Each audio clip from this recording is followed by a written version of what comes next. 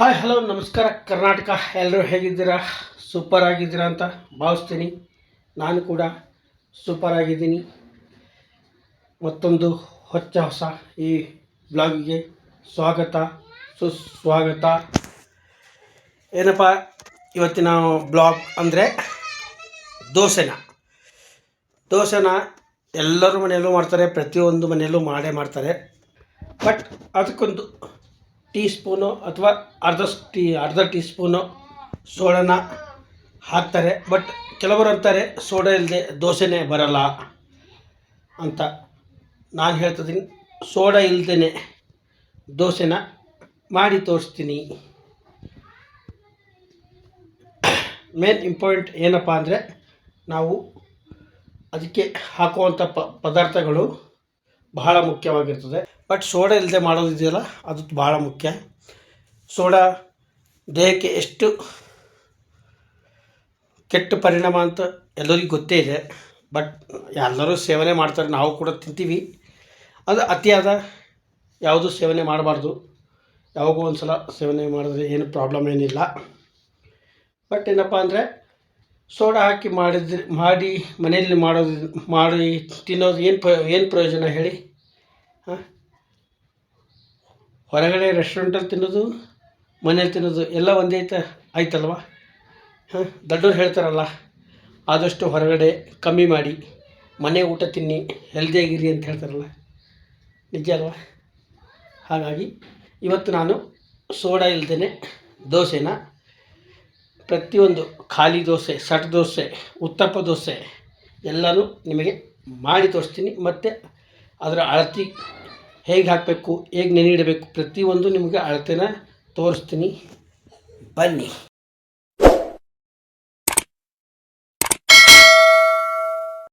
ಒಂದು ಗ್ಲಾಸ್ ಲೋಟದಿಂದ ನೋಡಿ, 1 2 3 4 5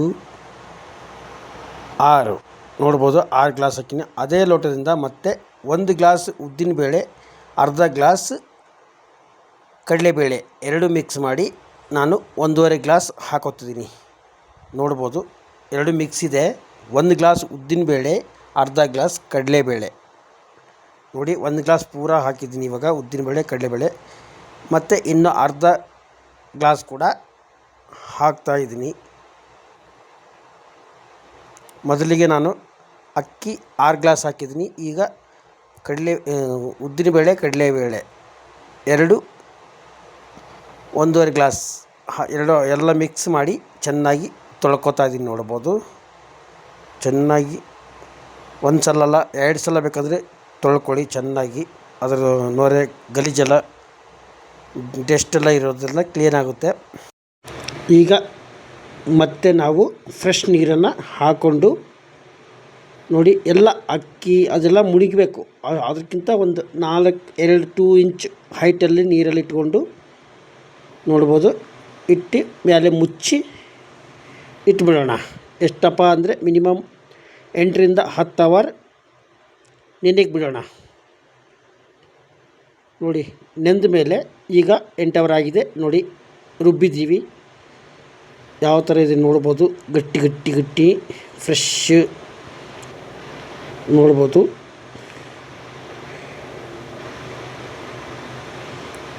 ನೋಡಿ, ಈಗ ಇದನ್ನು ನಾವೇನು ಮಾಡೋಕ್ಕಪ್ಪ ಅಂದರೆ ಇವಾಗಲೇ ಬೇಕಂದರೆ ಇವಾಗಲೇ ಹಾಕ್ಕೊಂಡು ತಿನ್ಬೋದು. ನಾವು ಮಾರ್ನಿಂಗ್ ಅಂತ ಮಾಡಿದ್ವಿ, ಮಾರ್ನಿಂಗ್ ತೋರಿಸ್ತೀನಿ. ಈಗ ಇದನ್ನು ಮುಚ್ಚಿ ಮೇಲೆ ಒಂದು ಬಟ್ಟೆಯನ್ನು ಇಟ್ಟುಬಿಡ್ತೀನಿ. ಯಾಕೆಂದರೆ ಚೆನ್ನಾಗಿ ಅದನ್ನು ಗಾಳಿ ಹತ್ತಬಾರ್ದು, ಆ ಥರ ಮೇಲೆ ಮುಚ್ಚಿ ಒಂದು ಸೈಡಿಗೆ ಇಟ್ಟುಬಿಡೋಣ.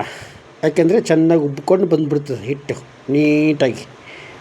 ಮಾರ್ನಿಂಗ್ ತೋರಿಸ್ತೀನಿ. ಇವಾಗ ನಾವು ನೈಟಿಗೆ ಊಟಕ್ಕೆ ಏನಪ್ಪ ಅಂದರೆ ನೋಡಿ, ನಮ್ಮ ಉತ್ತರ ಕರ್ನಾಟಕ ರೊಟ್ಟಿ. ಇವಾಗ ಇದೇ ನಮಗೆ ಮೇನ್ ಇಂಪಾರ್ಟೆಂಟ್ ಹೆಲ್ದಿ ಫುಡ್ ಅಂದರೆ. ನೋಡಿ, ರೊಟ್ಟಿ ಮಾಡಿದ್ದಾರೆ. ಮತ್ತು ಅದ್ರ ಜೊತೆ ಇದಕ್ಕೇನಂತಾರೆ, ನಿಮ್ಮ ಕಡೆಗೆ ಏನಂತಾರೆ ಗೊತ್ತಿಲ್ಲ, ನಮ್ಮ ಕಡೆ ಅಂತೂ ಇದು ಚೌಳಿಕಾಯಿ ಪಲ್ಯ ಅಂತೀವಿ. ಇಲ್ಲಿ ಗೋರಿಕಾಯಿ ಪಲ್ಯ ಏನೋ ಅಂತಾರೆ, ನನಗೂ ಅಷ್ಟು ಗೊತ್ತಿಲ್ಲ, ಬಟ್ ನಮ್ಮ ಕಡೆ ಚೌಳಿಕಾಯಿ ಪಲ್ಯ ಅಂತಾರೆ. ಮತ್ತು ಇದಕ್ಕೆ ಹಾಕಿರುವಂಥ ಹಸಿಮೆಣ್ಸಿಕಾಯಿ ಖಾರ ಸ್ವಲ್ಪ ಇದೆ. ಈ ಖಾರ ಕೂಡ ನಾನು ತಿಂತೀನಿ. ಈ ಖಾರ ಸ್ವಲ್ಪ ಲೈಟಾಗಿ ರುಚಿಗೆ ತಕ್ಕಷ್ಟು ಉಪ್ಪು, ಸ್ವಲ್ಪ ಆಯಿಲ್ ಹಾಕ್ಕೊಂಡು ತಿಂದರೆ ಅಬ್ಬಬ್ಬಬ್ಬ, ಇದ್ರ ಮುಂದೆ ಯಾವ ಊಟನೂ ಜೀರೋ ಅಂತಲೇ ಹೇಳ್ಬೋದು. ಅಷ್ಟು ಬೊಂಬಾಟಾಗಿರುತ್ತೆ, ಹೆಲ್ದಿಯಾಗಿರುತ್ತೆ, ಸೂಪರಾಗಿರುತ್ತೆ. ಹಾಗಾಗಿ ನಾವು ತುಂಬ ಇದು ಸೇವನೆ ಮಾಡ್ತೀವಿ. ನಮ್ಮ ಉತ್ತರ ಕಡೆ ಏನಿಲ್ಲ ಅಂದರೂ ಇದೇ ತಿಂತೀವಿ.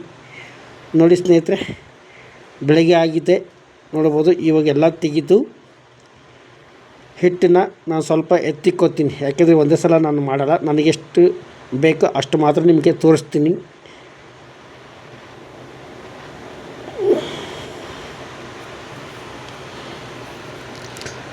ನೋಡಿ ಸ್ನೇಹಿತರೆ, ನಾನು ಇನ್ನೊಂದು ಪಾತ್ರೆಗೆ ಟ್ರಾನ್ಸ್ಫರ್ ಮಾಡಿಬಿಟ್ಟಿನಿ.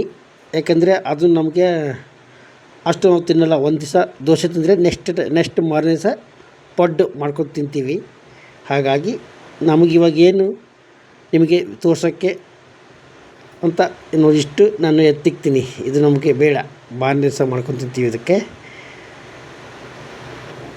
ಗಟ್ಟಿ ಇದೆ, ನಮಗೆ ಎಷ್ಟು ಬೇಕೋ ಅಷ್ಟು ಮಾತ್ರ ತಗೊಂಡಿದ್ದೀನಿ. ನೋಡ್ಬೋದು, ಅಷ್ಟು ಮಾತ್ರ ಇಟ್ಕೊಂಡಿದ್ದೀನಿ. ನನಗೆ ಇಷ್ಟು ಸಾಕು. ಇವಾಗ ನಿಮಗೆ ತೋರ್ಸೋಕ್ಕೆ ಇನ್ನೊಂದು ಸ್ಪೂನ್ ಹಾಕ್ಕೊಂಡಿದ್ದೀನಿ. ಇದಕ್ಕೆ ನಾವು ಎಷ್ಟು ನೀರು ಬೇಕೋ ಅಷ್ಟು ಮಾತ್ರ ಹಾಕ್ಕೊಬೋದು. ತುಂಬ ತಿಳಿನೂ ಹಾಕ್ಕೋಬಾರ್ದು, ತುಂಬ ಗಟ್ಟಿನೂ ಹಾಕ್ಬಾರ್ದು. ಒಂದು ಮೀಡಿಯಮ್ ನೋಡಿಕೊಂಡು ಹಾಕ್ಕೊಳ್ಳಿ. ನಾನು ಏನೂ ಹಾಕಿಲ್ಲ ಇದರಲ್ಲಿ, ಉಪ್ಪು ಹಾಕಿಲ್ಲ, ಸೋಡಾ ಹಾಕಿಲ್ಲ, ಏನೇನು ಹಾಕಿಲ್ಲ. ಹಿಟ್ಟು ಹೇಗೆ ರುಬ್ಬಿದ್ದು ಹಾಗೇ ಇದೆ. ನೋಡ್ಬೋದು ಸ್ನೇಹಿತರೆ, ಚೆನ್ನಾಗಿ ಮಿಕ್ಸ್ ಮಾಡಿಕೊಂಡು ನೋಡ್ಬೋದು. ಇಷ್ಟಿದ್ರೆ ಸಾಕು. ತುಂಬ ನೀರು ದೋಸೆ ಅಂತಾರಲ್ಲ, ನೀರು ದೋಸೆನೂ ಮಾಡೋಕ್ಕೋಗ್ಬಾರ್ದು, ಒಂದು ಮೀಡಿಯಮ್ ಆಗಿ ಇಟ್ಕೋಬೇಕು. ಇದನ್ನು ನಮಗೆ ಬೇಡ, ಇದನ್ನು ಮುಚ್ಚಿ ಎತ್ತಿಕ್ಬಿಡೋಣ, ಎತ್ತಿ ಸೈಡಿಗೆ ಇಡೋಣ. ನೋಡಿ, ಮೊದಲಿಗೆ ನಾನು ದೋಸೆ ಹಂಚನ್ನು ಬಿಸಿ ಮಾಡೋಕೆ ಇಡ್ತೀನಿ ಸ್ವಲ್ಪ.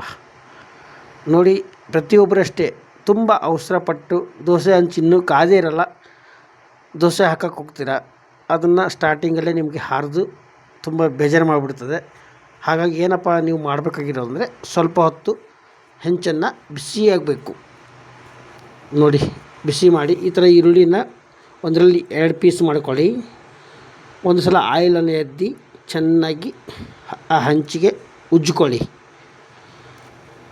ಆವಾಗ ನಿಮಗೆ ದೋಸೆ ಚೆನ್ನಾಗಿ ಎದ್ದೇಳುತ್ತೆ ಅಂತಲೇ ಹೇಳ್ಬೋದು. ಯಾಕಂದರೆ ಈರುಳ್ಳಿಯಲ್ಲಿ ಕಾಟಿರೋದ್ರಿಂದ ಬೇಗ ದೋಸೆ ಹಂಚಿಗೆ ಅಂಟ್ಕೋದಿಲ್ಲ, ಬೇಗ ಚೆನ್ನಾಗಿ ಬರುತ್ತೆ ಅಂತ ಹೇಳ್ಬೋದು. ನೋಡಿ, ನಾನು ಕೂಡ ಹಂಚು ಬಿಸಿಯಾಗಿದೆ, ಈರುಳ್ಳಿ ಕೂಡ ಎಣ್ಣೆ ಹಚ್ಚಿ ಉಜ್ಜಿದ್ದೀನಿ. ಈಗ ನಿಮಗೆ ಒಂದು ಖಾಲಿ ದೋಸೆಯನ್ನು ಹಾಕಿ ತೋರಿಸ್ತೀನಿ, ನೋಡ್ಬೋದು ನೀವು ಸ್ಟಾರ್ಟಿಂಗಲ್ಲೇ.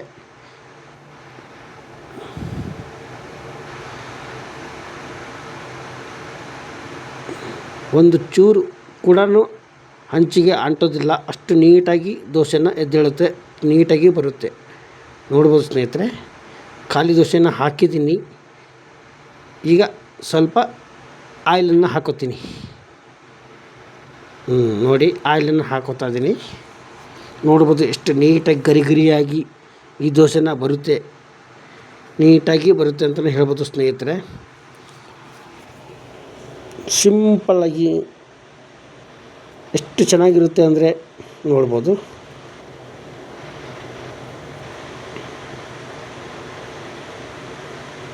ನೋಡಿ, ಒಂದು ಚೂರು ಕೂಡ ಡ್ಯಾಮೇಜ್ ಆಗೋಲ್ಲ, ಅಷ್ಟು ನೀಟಾಗಿ ದೋಸೆನ ಬರ್ತವೆ ಅಂತಲೇ ಹೇಳ್ಬೋದು. ನೋಡ್ಬೋದು, ನೋಡಿ ಸ್ನೇಹಿತರೆ, ತುಂಬ ಸಾಫ್ಟಾಗಿ ಗರಿಗರಿಯಾಗಿ ದೋಸೆ ಬರ್ತದೆ.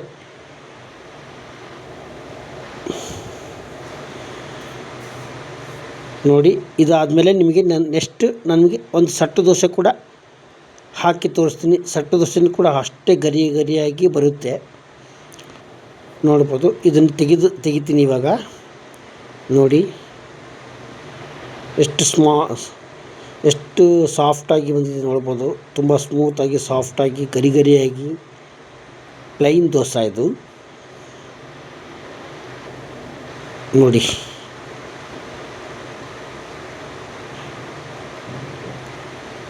ನೋಡುವ. ಇವಾಗ ಸಟ್ಟು ದೋಸೆ ಕೂಡ ಹಾಕಿದ್ದೀನಿ ನೋಡಿ ನಿಮ್ಮ ಮುಂದೆನೇ.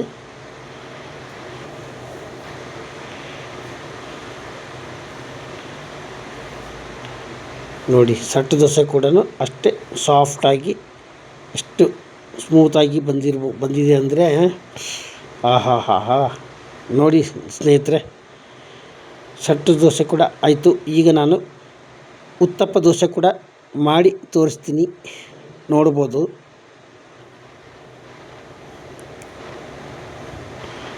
ಸ್ವಲ್ಪ ನೀರು ಹೊಡ್ಕೊತೀನಿ ಸ್ನೇಹಿತರೆ, ಹಂಚಿಗೆ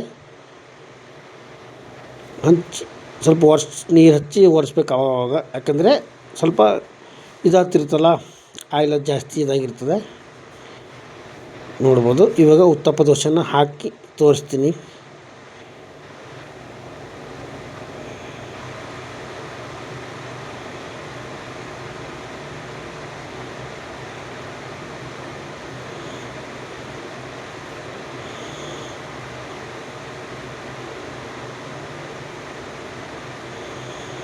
ಉತ್ತಪ್ಪ ದೋಸೆ ಯಾವಾಗಲೂ ತುಂಬ ತೆಳು ಹಾಕೋಬೇಡ್ರಿ, ದಯವಿಟ್ಟು ಸ್ವಲ್ಪ ದಪ್ಪನೇ ಇರಲಿ.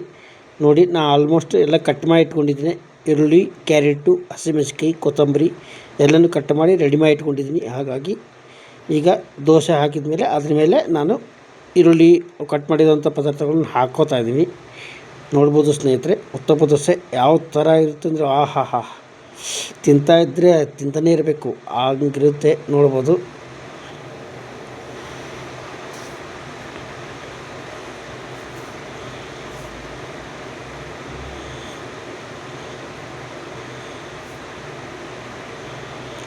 ಉತ್ತಪ್ಪ ದೋಸೆ ಅಂದರೆ ಕೆಲವರಿಗೆ ಅರ್ಥ ಆಗುತ್ತೋ ಇಲ್ಲ ಗೊತ್ತಿಲ್ಲ, ನಮ್ಮ ಕಡೆ ಉತ್ತಪ್ಪ ದೋಸೆ ಅಂತೀವಿ.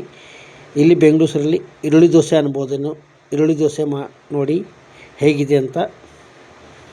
ಸೂಪರಾಗಿ ನೋಡ್ಬೋದು, ಎಷ್ಟು ಗರಿ ಗರಿಯಾಗಿ ಬರ್ತದೆ. ಹಂಚು ಕೂಡ ಒಂಚೂರು ಕೂಡ ಅಂಟ್ಕೋತಾ ಇಲ್ಲ, ಅಷ್ಟು ನೀಟಾಗಿ ಸಾಫ್ಟಾಗಿ ಬಂದಿದೆ ಅಂತ ತೋರಿಸ್ತೀನಿ.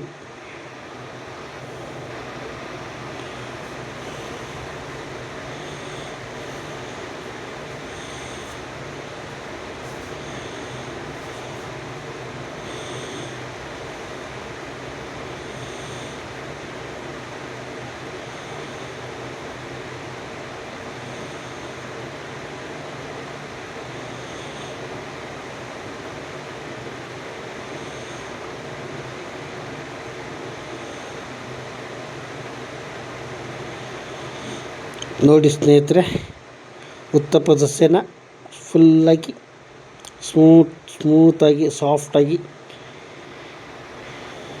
ಹೇಗೆ ರೆಡಿಯಾಗಿದೆ ಅಂತ ನೋಡಿ. ಇವಾಗ ನಾನು ತೆಗಿತೀನಿ.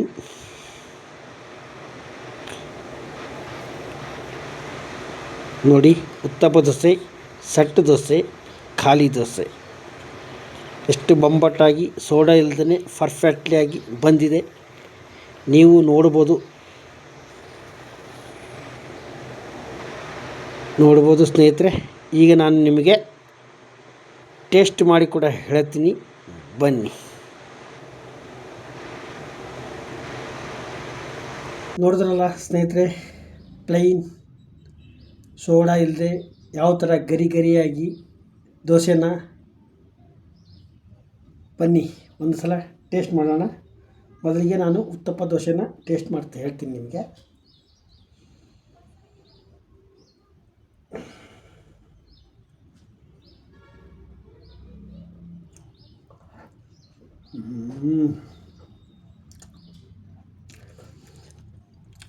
ನೀವು ಕೂಡ ಮಾಡಿ ತಿನ್ನಿ, ಮಸ್ತ್ ಮಜಾ ಮಾಡಿ. ಪ್ರತಿಯೊಂದು ಮಕ್ಕಳಿಗಿಂದ ಪ್ರತಿಯೊಬ್ಬರಿಗೂ ಈ ದೋಸೆನ ಇಷ್ಟ ಆಗುತ್ತೆ. ಹಾಗೆ ಯಾರೆಲ್ಲ ಈ ಹೊಸದಾಗಿ ನಮ್ಮ ಚಾನಲನ್ನು ನೋಡ್ತಾ ಇದ್ದೀರಾ, ದಯವಿಟ್ಟು ಸಬ್ಸ್ಕ್ರೈಬ್ ಮಾಡಿಕೊಂಡು ನೋಡ್ಕೊಳ್ಳಿ. ಈ ಬಡವನ್ನು ಸಪೋರ್ಟ್ ಮಾಡಿ ಅಂತ ಕೇಳ್ತಾ ಈ ವಿಡಿಯೋನ ಇಲ್ಲಿಗೆ ಎಂಡ್ ಮಾಡ್ತಾಯಿದ್ದೀನಿ.